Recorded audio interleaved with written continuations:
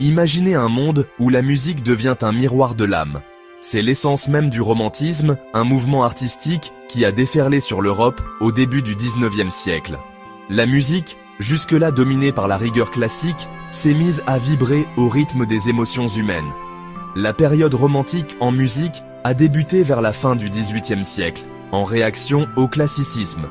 Les compositeurs romantiques cherchaient à exprimer des sentiments personnels et profonds à travers leurs œuvres. La musique est devenue un exutoire pour les passions, les rêves et les aspirations de l'artiste. L'accent était mis sur l'expression individuelle et la liberté créatrice. Les formes musicales traditionnelles ont été étirées, transformées, pour mieux servir l'inspiration du moment. Au cœur du romantisme se trouve une fascination pour les émotions intenses et la subjectivité. Les compositeurs romantiques ne cherchaient plus à plaire aux mécènes royaux, mais à toucher l'âme du public. L'amour, la mélancolie, la joie, la fureur, toutes les nuances de l'expérience humaine trouvaient écho dans leurs compositions.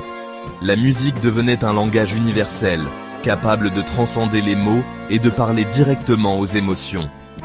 L'individualité de l'artiste était également mise en avant. Chaque compositeur romantique avait une voix unique, un style reconnaissable entre mille. On célébrait le génie créatif et l'originalité.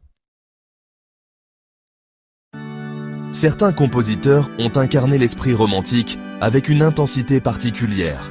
Ludwig van Beethoven, souvent considéré comme un pont entre le classicisme et le romantisme, a ouvert la voie à une musique plus expressive et personnelle. Ses symphonies, comme la 5e avec son célèbre Ta-ta-ta-ta, sont des chefs-d'œuvre d'émotion et de puissance. Frédéric Chopin, le poète du piano, a exprimé la mélancolie et la passion avec une sensibilité exquise dans ses nocturnes et ses études. Ses mélodies envoûtantes et ses harmonies colorées ont captivé le public de son époque. Franz Liszt, virtuose du piano et compositeur flamboyant, a révolutionné la musique avec ses pièces audacieuses et techniquement époustouflantes. Ses rhapsodies hongroises, inspirées par ses origines, sont un tourbillon de rythmes endiablés et de mélodies envoûtantes. À l'époque romantique, les concerts sont devenus de véritables événements sociaux. Les salles de concert étaient combles. Le public était en effervescence, prêt à être transporté par la musique. Les récitals de piano, en particulier, étaient très populaires. Les virtuoses comme Liszt et Chopin étaient de véritables stars, adulés par le public. Leurs performances étaient des démonstrations de virtuosité technique et d'expressivité émotionnelle. On raconte que Liszt, lors de ses concerts, plongeait le public dans un état proche de l'hypnose. Aujourd'hui encore, la musique romantique continue de nous toucher et de nous émouvoir. Ses mélodies intemporelles et ses harmonies riches en émotions, transcendant les époques.